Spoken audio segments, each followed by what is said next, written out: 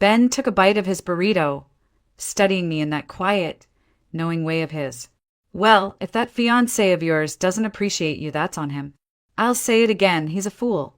Any man would be lucky to have a woman who can fix a car before breakfast and still bake pies in the evening. The mention of Jake's name, though Ben hadn't said it, made something twist in my chest. I forced a smile. We're not talking about him, remember? Let's just drink our coffee.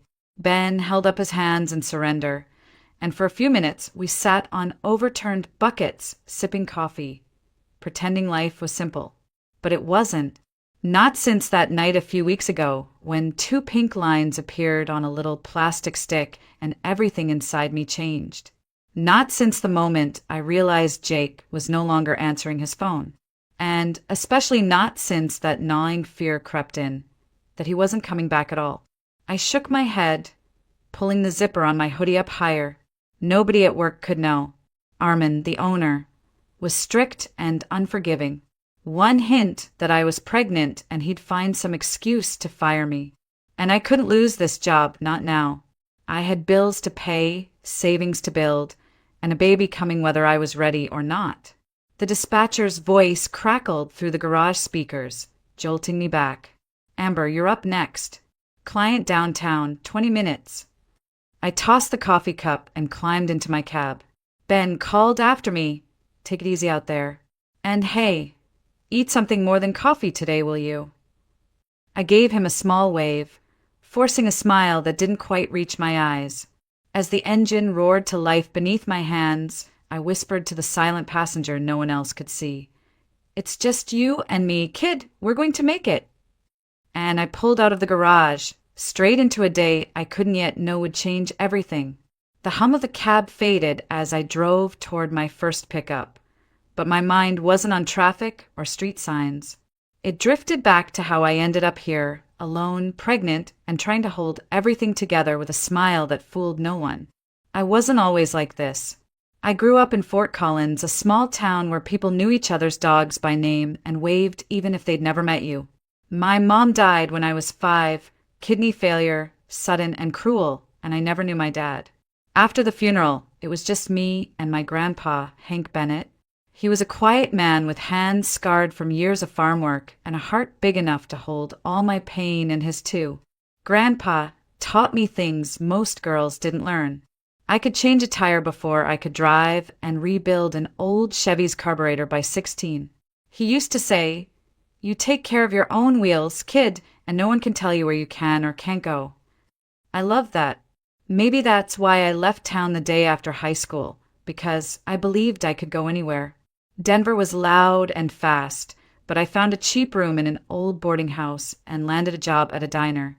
I hated the smell of fried grease clinging to my clothes, but it paid rent, and back then that was enough. That's where I met Jake Miller.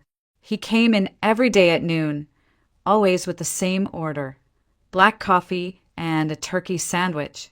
At first, I thought he was shy, barely looking up when I took his order.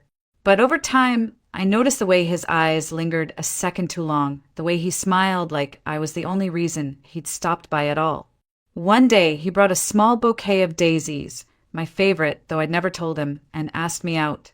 I said yes without hesitation. Looking back, maybe that was the first mistake, but it felt like something good was finally happening.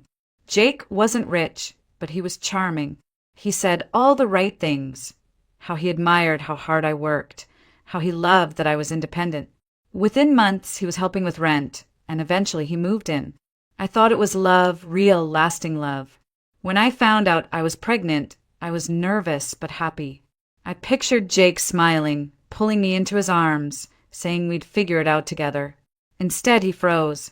"You're sure?" he said, like I'd told him I'd stolen someone's car instead of carrying his child. I laughed nervously, brushing it off. "Of course I'm sure. Jake, this is our baby. We need to talk about—" He cut me off with a shake of his head. "Amber, we're not ready for this. It's too soon. I thought you were taking care of it, birth control." That night, he barely spoke. And the next morning, he didn't kiss me goodbye. Days went by with no word, and every call went to voicemail. I tried to believe he was just scared. That's what people say, right? Men panic and then come around. But deep down, I felt the chill of something breaking. I just didn't know how bad it was going to get. Sometimes, as I drive these city streets, I still hear Grandpa's voice. Take care of your own wheels, kid. He didn't mean just cars, he meant life. And now life was telling me I was about to go it alone. The first time I saw Jake again, it wasn't at home. It wasn't him walking through the door with an apology or flowers, or even an excuse. It was outside a downtown boutique, 3 days later, with her. Vanessa Brooks. She was the kind of woman you see on magazine covers. Perfect hair, perfect nails, perfect everything. Jake had his arm around her waist, and they were laughing like they hadn't a care in the world. For a second, I froze, standing there like some ghost of a life they'd already forgotten. Then Jake saw me. His eyes widened, his arms stiffened, and for a moment, I thought he'd come running, explain everything, beg me to forgive him. Instead, he stepped in front of her like I was some threat. Amber, what are you doing here?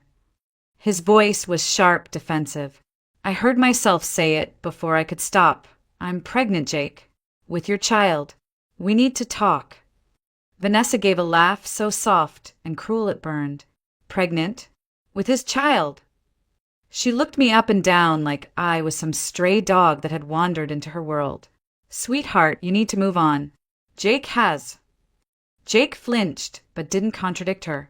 Instead, he muttered, Amber, we've talked about this. No, we didn't. You ran. You didn't pick up your phone, Jake.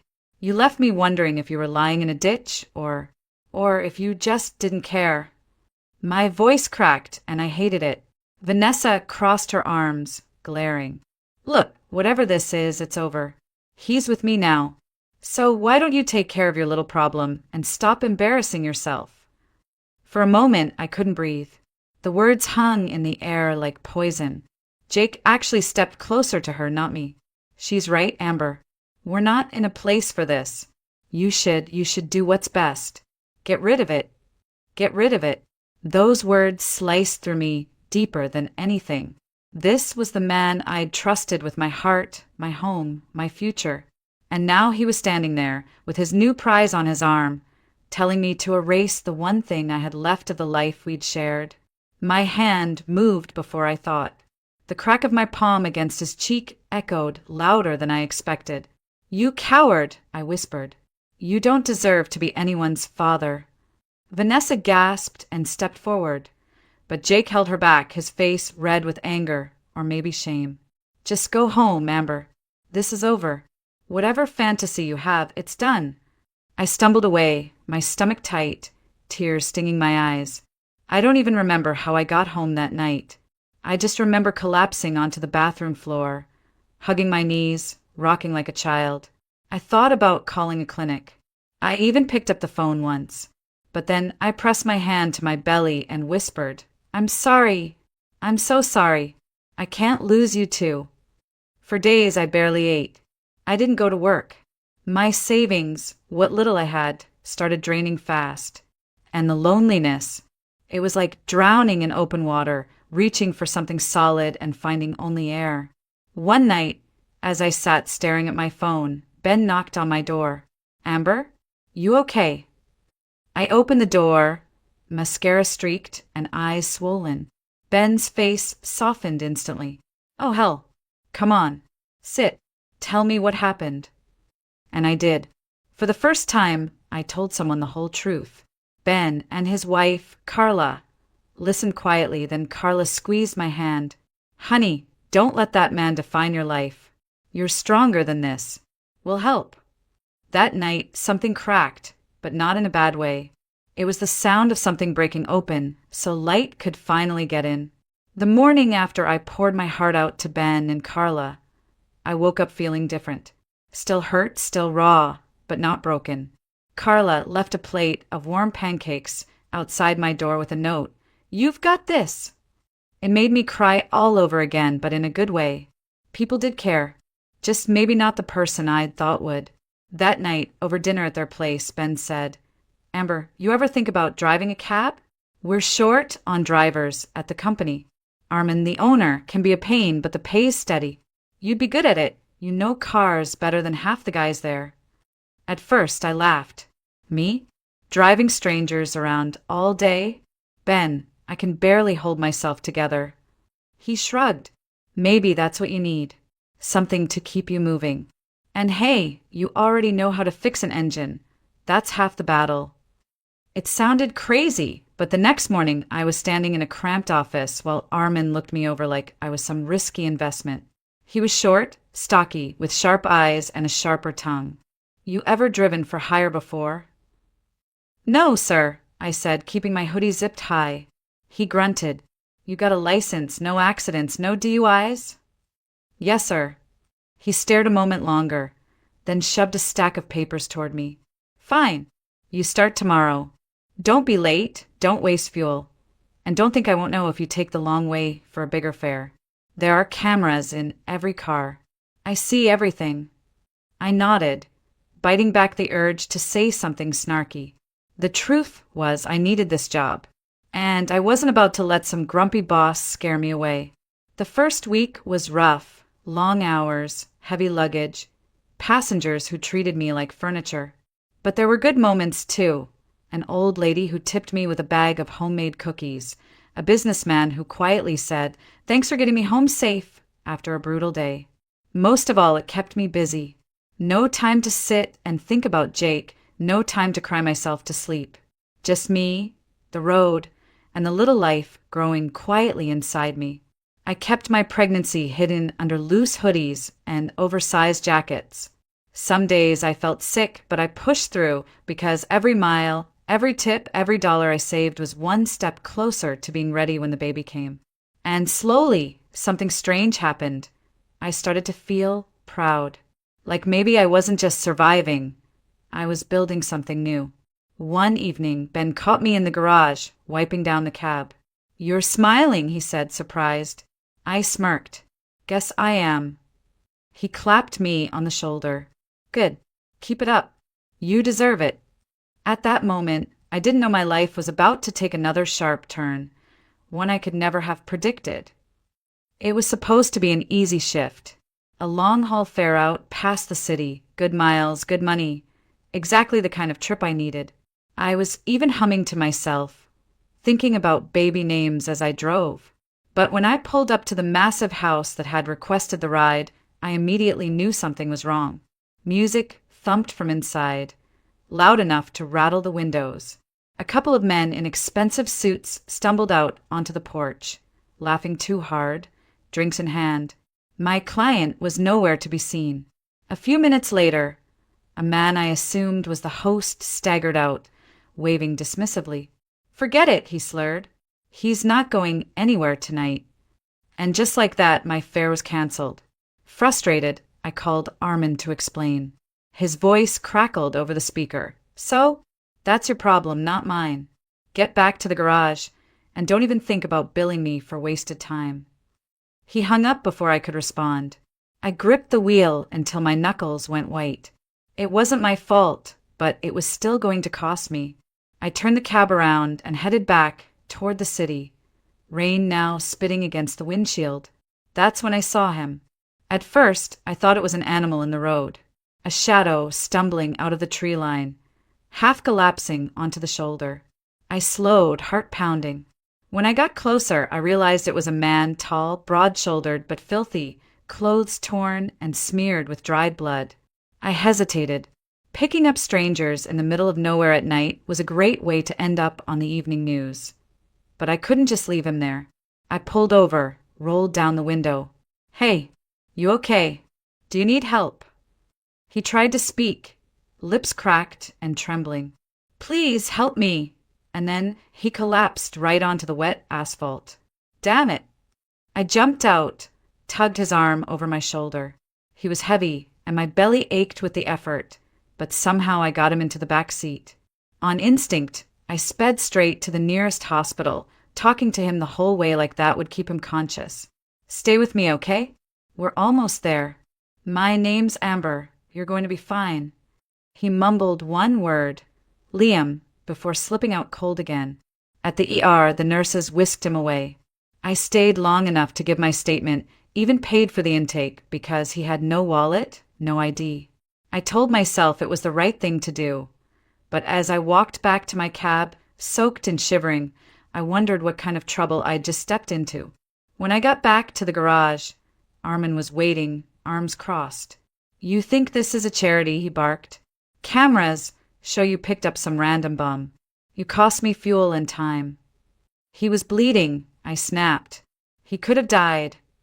Armin sneered. "And now you are paying for his hospital bill? Great. Consider your bonus gone." I bit my tongue and walked away. I'd done the right thing, so why did it feel like everything was about to get so much worse? The next morning, I woke to a pounding at my door. For a second, I thought it might be Armin coming to chew me out again. But when I opened it, 3 men stood there.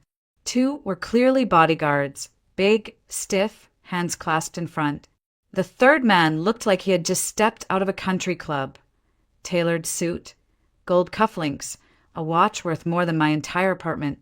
"You're Amber Bennett." His voice was smooth, practiced, almost too calm. "Yes," I said slowly, one hand instinctively brushing my stomach beneath my hoodie. He smiled, but it didn't reach his eyes. "You saved my son last night. Liam Carter. I'm very grateful." He stepped forward, placed a thick envelope on my counter without asking to come in. A small token of appreciation. I looked at it, but didn't touch it. "He's okay. Recovering. Nothing for you to worry about." His eyes flicked over me like I was a piece of furniture. "You didn't hear anything unusual from him, did you? Sometimes trauma makes people say strange things." That set off every alarm bell in my head. "No," I lied automatically. "He barely spoke." "Good. Then let's keep it that way." He smiled again, too perfect, too cold, and walked out, bodyguards trailing him. The moment they were gone, I stared at the envelope. Curiosity got the better of me. Inside was more cash than I'd seen in one place in my life. It didn't feel like gratitude, it felt like hush money. I couldn't shake it. Why would a father show no emotion about his son being found half dead on a roadside? Why did he care so much about what Liam might have said? I grabbed my keys and headed back to the hospital. When I asked about Liam, the nurse at the desk frowned. "He's not taking visitors." "Can you just tell him Amber's here?" Her expression softened. "I'm sorry, but he's in a medically induced coma now." "What?" "He was talking yesterday." The nurse shrugged helplessly. "Orders from above. His father is with him." As I walked away, stunned, a soft voice called from behind, "Wait, you're the driver, right?" A young nurse stepped forward, glancing nervously around. Her badge read Grace Moore. "Yeah. Why?" She motioned for me to follow her into a small supply room. Once the door was shut, she whispered he's not in a coma. They're sedating him. Heavy drugs, constant drips. Someone doesn't want him awake. I stared at her. "Why?" "He's their family." Grace shook her head. "That man who claims to be his father? He paid off our chief of medicine. I heard him say, 'Keep him under until I say otherwise.' That's not medical care, that's something else." My mind raced. What had I stumbled into? Grace touched my arm. "You saved his life, Amber. If you want to keep it saved, you need to get him out of here." I backed up a step. "I'm pregnant. I can't get involved in something dangerous." She nodded sadly. "I get it. But if we don't do something soon, Liam may never wake up. And whatever he knows, someone's willing to pay to keep it buried." That night, I barely slept. I kept thinking about Liam's cracked voice saying, "Please help me." I'd already risked my job to save him once. Could I really walk away now? By dawn, I had my answer. 2 days later, I stood outside the hospital's rear entrance, heart hammering against my ribs, so hard it felt like it might bruise. Grace had agreed to help, even though she could lose her job, her whole career, for this. "You're sure you want to do this?" she whispered, glancing up and down the empty alley. I tightened my grip on the steering wheel. "He'll die in there if we don't." She nodded, adjusting the white nurse's cap on my head and handing me a surgical mask. Just act like you belong. Inside, the halls were quiet, dimmed for night shift. Grace led me through a side door to Liam's room. He was still hooked up to the drip, pale and unnaturally still. Without a word, she turned the 4-valve off and removed the line. It'll take a bit for him to wake fully, but we need to move now. Together, we got him onto a gurney, wheeling him down the hall. Every squeak of the wheels made my stomach tighten. My hoodie stretched tight over my belly, a constant reminder that I wasn't just risking myself. We reached the back exit, loaded Liam into my cab, and Grace shoved a small paper bag into my hands. Antibiotics, pain meds, electrolyte packs. Instructions are inside. Take him somewhere safe. Grace, thank you. She gave a sad smile. Just keep him alive, okay? Then she disappeared back inside. The drive felt endless. Liam stirred once or twice, mumbling, but didn't wake until I'd carried him, half dragging, half supporting, into my tiny apartment. He blinked, disoriented, eyes scanning the room. Where am I? Safe, I said, settling him onto the couch. You're safe now. He tried to sit up, but winced, clutching his ribs. You saved me. Twice. I sat across from him, arms folded. You want to tell me why someone's paying doctors to keep you asleep? His jaw clenched. Gregory Carter. He's not my father, legally yes, but blood? No. He married my mom when I was 3, after my real dad died. Mom trusted him, and he ran everything until she passed too. He took a breath, eyes darkening. My real father left me a controlling interest in his hotel chain. I don't get access until my 25th birthday. That's next week. Gregory wants it all for himself. He hired people to scare me, maybe worse, so I'd sign it over. When I refused, they took me. I stared at him, stunned. That's who I talked to this morning. He called you his son. Liam gave a bitter laugh. He calls me son when it's convenient. Otherwise, I'm just an obstacle. For a moment, the room was silent except for the soft hum of the heater.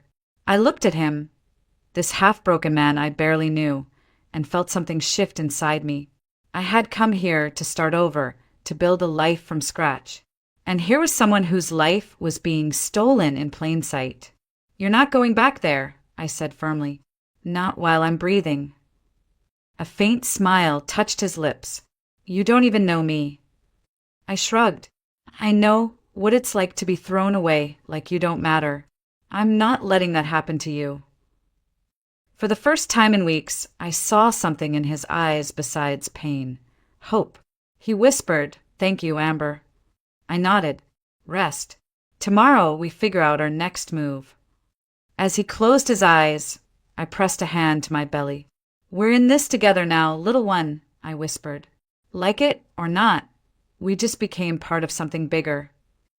The next morning, Liam was sitting up on my couch, pale but steady. He had one arm wrapped around his ribs, but his eyes were sharp, focused. Amber, I can't keep running, he said quietly. Gregory won't stop unless someone makes him. I handed him a cup of tea. Then we stop him. Tell me everything. For the next hour, he laid it all out. The inheritance, the forged documents Gregory had tried to trick him into signing, and the threats that turned into a full-blown kidnapping. He even told me about the coma they'd forced on him. When he finished, I asked the one question that had been in my head since I picked him up off that road. You ready to fight this? His jaw tightened. Yes, I'm done being afraid. I drove him straight to the district attorney's office.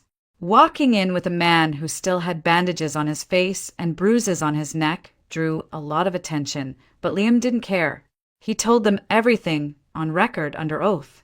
The DA listened, eyes narrowing as Liam described the hospital bribe and how Gregory had been controlling his life since childhood. They promised to act, but I could tell Liam was skeptical. So was I. People like Gregory didn't just go down because you asked nicely. That night, detectives met us at my apartment.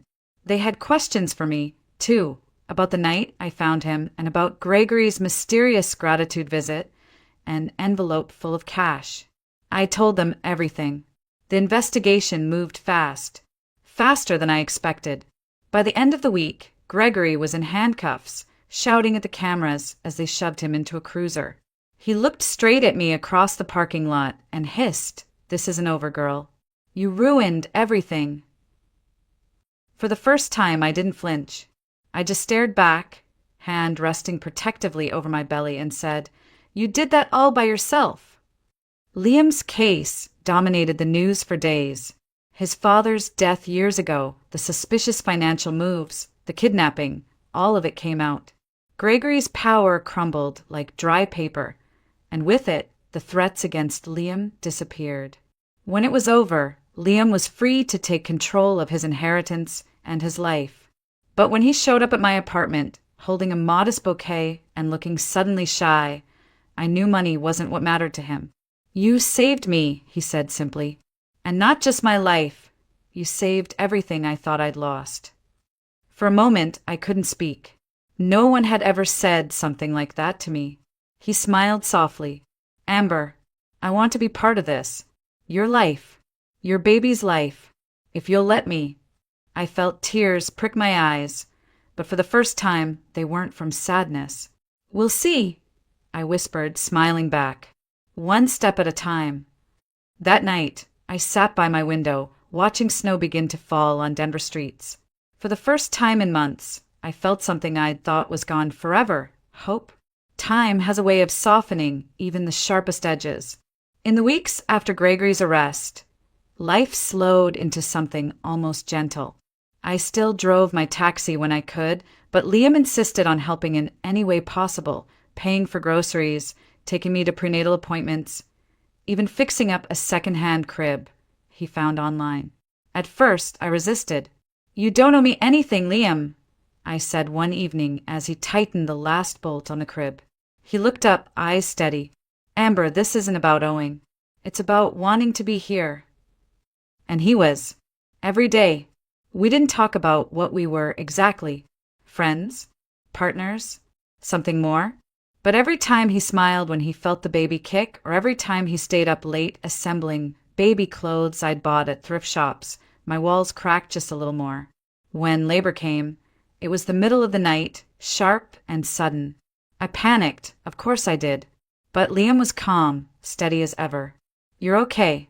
Breathe, Amber. I'm right here." Hours later, as dawn painted the hospital windows pink, I held my son for the first time. Noah Bennett. Perfect, tiny, warm mine. Tears blurred my vision as I kissed his forehead. Liam stood beside the bed, eyes shining. "He's beautiful," he whispered. "Amber, you're incredible." In that fragile, glowing moment, I realized something had shifted. I wasn't alone anymore.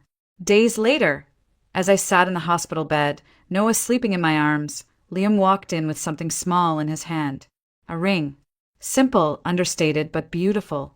"Amber," he said quietly, "I know life has thrown both of us into chaos. I know you're scared to trust again, but I love you. I love Noah. I want to build a life with you, if you'll have me." For a heartbeat, I couldn't speak. Tears slipped down my cheeks, but this time they carried no pain, only relief and joy. "Yes," I whispered. "Yes, Liam." He kissed my forehead and wrapped his arms around both me and Noah. For the first time since everything fell apart, I felt whole. The weeks that followed weren't some fairy tale perfection. There were sleepless nights, colic, and moments when I doubted everything. But Liam never wavered. He changed diapers, warmed bottles, and soothed Noah back to sleep at 3 a.m. Sometimes I'd wake to find him just watching Noah, a soft smile on his face, whispering promises only a father could make. And slowly I healed, not just from Jake's betrayal, but from all the guilt and loneliness I'd carried for months. I stopped thinking about what I'd lost and started loving what I had. A partner who chose me every day, and a child who gave me a reason to keep moving forward. One quiet evening, as Noah dozed in his bassinet, Liam sat next to me on the couch. "You ever think," he said, "that maybe we had to go through all that pain to end up right here?" I looked at him, at our son, and smiled. Yeah, I do. 3 years passed in what felt like the blink of an eye. Noah was now a bright, curious toddler who never walked when he could run, never spoke when he could shout with excitement. Our little house on the edge of Denver was full of laughter, toys scattered like confetti, and a kind of chaos I once thought I'd never survive. I'd traded my full-time taxi job for part-time shifts and focused more on being home. Liam had taken over the family business, but he refused to become the kind of man Gregory had been. People before profits, he'd say with a grin, and he meant it. His kindness reshaped the company, and his loyalty reshaped me. One chilly autumn morning, I walked Noah to the park. He clutched my hand with his tiny fingers and pointed excitedly at every falling leaf. Liam caught up to us with coffee in one hand and Noah's favorite toy car in the other. We were just an ordinary family, and for someone who had once cried alone on a bathroom floor, that ordinariness felt like a miracle. A week later, something happened that closed the last door on my old life. We were booking a family trip at a travel agency downtown. As we walked in, I froze for a moment. Behind the desk was Jake Miller. For a heartbeat, he didn't recognize me. I wasn't the same woman he'd left. Hair pulled back, hoodie zipped up, eyes swollen from crying. I was different now. Confident, calm, holding my son's hand, wearing a ring that told the world I was loved and chosen. His face went pale. Amber. I smiled politely. Hello, Jake. His eyes flicked to Noah and then to Liam, who stepped protectively closer. Is he? Jake stammered. No, I said gently but firmly. This is Noah Bennett Carter. And this, I squeezed Liam's hand, is my husband. Jake's mouth opened like he wanted to say something else, but I didn't give him the chance. We should go, honey, I said to Liam, turning away. As we stepped out into the crisp air, Liam glanced at me. You okay? I took a deep breath, feeling lighter than I had in years. Yeah, actually, I am. We went home, booked our trip online instead, and spent that evening making hot cocoa while Noah built towers out of blocks at our feet. That night, I sat on the back porch watching Liam and Noah chase fireflies under the fading sunset. And I thought about the woman I used to be, the one who felt so small, so discarded. She had believed her life was over because someone she trusted had thrown her aside. But she was wrong. That pain had pushed her to find her own strength, to keep a baby she once thought she couldn't handle, to save a stranger who turned out to be the love of her life. I whispered to myself, thank you, Jake, for leaving, because if you hadn't, I'd never have found all of this. Liam came up behind me, wrapping his arms around my waist, resting his chin on my shoulder. What are you thinking about? Just how lucky we are, I said, leaning into him. Noah ran up, holding out his hands. Mama, Daddy, look. I caught one. Inside his cupped palms was a tiny glowing firefly, delicate and beautiful. Liam crouched down. That's amazing, buddy. Want to let it go together? Noah nodded, and the three of us opened our hands, watching the little light float into the night sky. I smiled through tears I didn't even realize had fallen. Life wasn't perfect, but it was ours, and it was full of love. I had once believed happiness was for other people luckier or stronger than me. But standing there with Liam's arms around me and Noah giggling at our feet, I finally understood. Happiness isn't something you're given. It's something you choose to build, piece by piece, moment by moment. And I wouldn't trade this life for anything.